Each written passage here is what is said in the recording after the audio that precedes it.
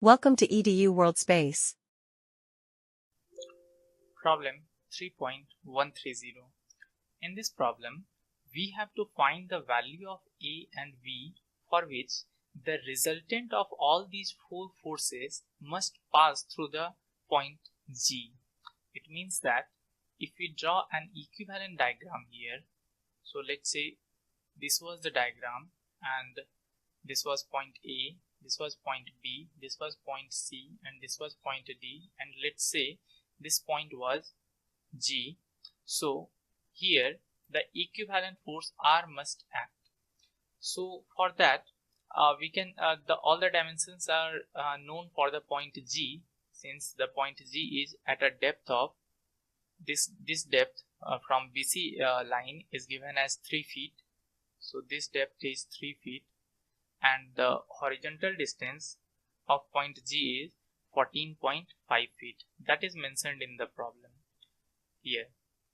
So we can we have to first find the resultant force R here. So for that we can balance the forces in Z direction. So this R must be equal to sum of all these forces, since all of these forces are in same direction and parallel to each other. So we can directly add up their magnitudes.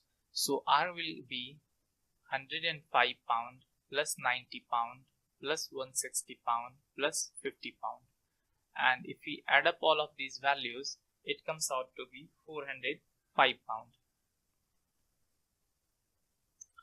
Now since about this resultant must pass through the point G, so we can do one thing. For the calculation of B and A, we can balance, since these distances are from x-axis and from y-axis, so we can balance moment about x and y-axis in equivalent diagram and in actual diagram.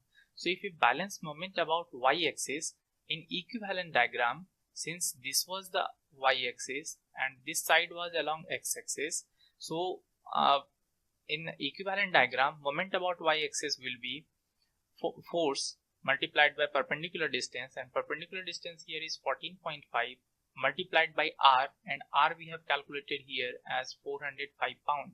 So this must be equal to the equivalent force in this diagram, so about y-axis. And if we calculate moment about y-axis, so this 105 pound is at a distance of 5.5 feet, so its moment will be 105 multiplied by 5.5 plus this 90 pound is at a distance of y, so we can write it as 90 multiplied by b, plus this 160 pound is at a distance of 14.5, since this is 9 feet and this is 5.5 feet.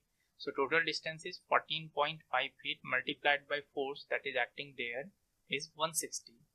Now if we talk about the moment because of this 50 pound force, this will be plus 50 multiplied by the total distance, and that total distance is 22.5 pound.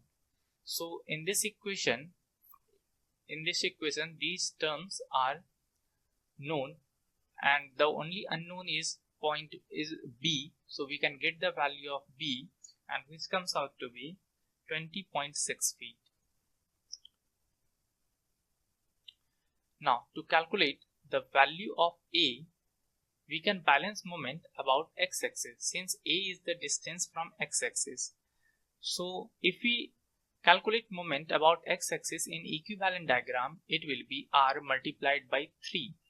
So R is given, we have calculated above, is 405 multiplied by 3, and this must be equal to the moment in this diagram in actual diagram. So we can observe here that this was our x-axis. So the except the 90 pound force, all the other three forces are in the same side of the axis, so they will cause the couple in same direction, but this 90 pound is going to cause couple in opposite direction. Since we have considered our resultant force in downward direction, that's why I am considering here all the moments caused by those forces that are present downward in the downward side of x-axis to be positive. So this 105 pound force is going to cause positive moment about this x-axis.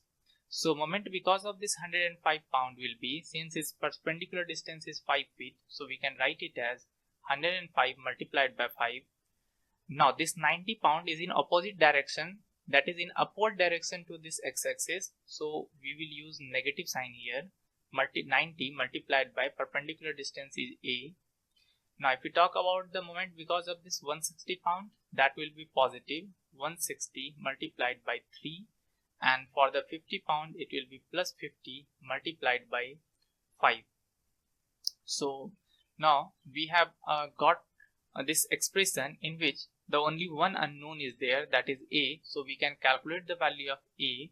So a comes out to be 0.722 feet.